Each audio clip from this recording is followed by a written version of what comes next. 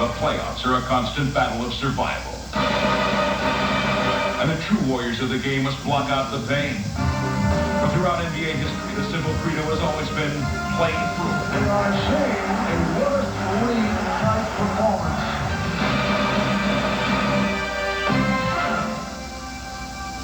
Top of the key to Reed's triple team falls down. We got a whistle on the play, and Willis is hurt.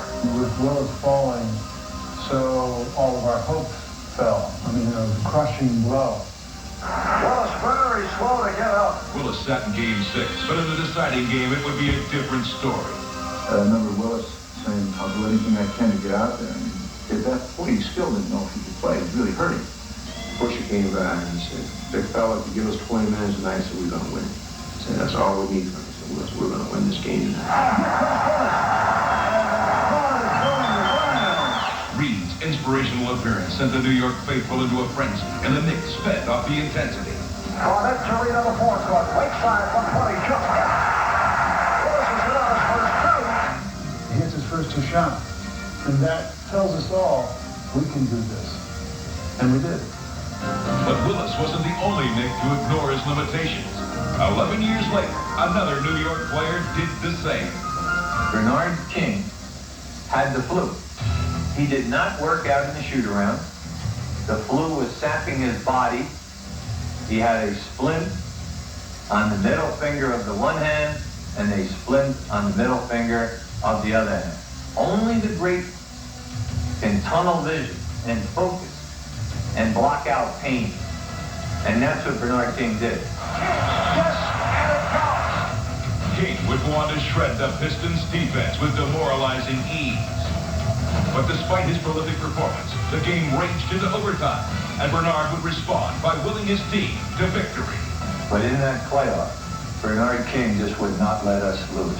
Willis went up the ball to King. What a sensational rebound. The Pistons were looking out for the Lakers in Game 5 of the 1980 Finals, as league MVP Kareem Abdul-Jabbar rattled the Sixers with his trademark skyhook. But then suddenly, all seemed lost. Kareem turns underneath, puts it up and scores on a finger roll. 5 for Kareem hurt. Kareem turned an ankle. Kareem is hurt. When Kareem went down, my hope went out the window. But he goes out of the game, he leaves for a couple of minutes, he gets retaped. And I think the biggest thrill I had was seeing him limp back out on the court to finish off that game. Kareem in behind. They run the back door on Kareem, who took the blow and made the basket and threw the foul. The Lakers would hold on behind their courageous captain. But as we find out in our magic moment, Kareem would not be able to play in Game 6, and LA was searching for answers. Everyone thought it was going to be the seventh thing in Los Angeles, except Magic. Magic, you see, had a plan.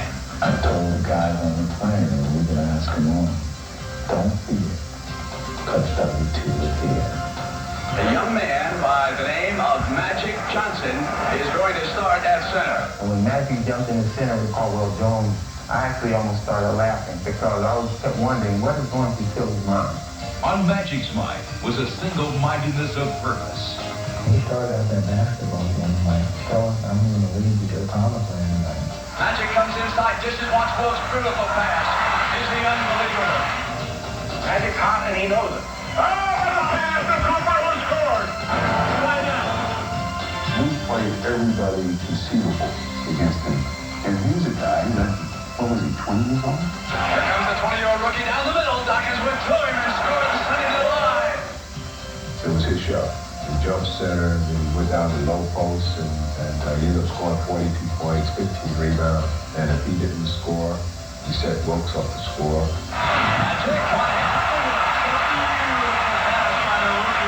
History was in the making, and Philly was helpless in stopping it, as Magic put on the show of his life. There it is. It's over.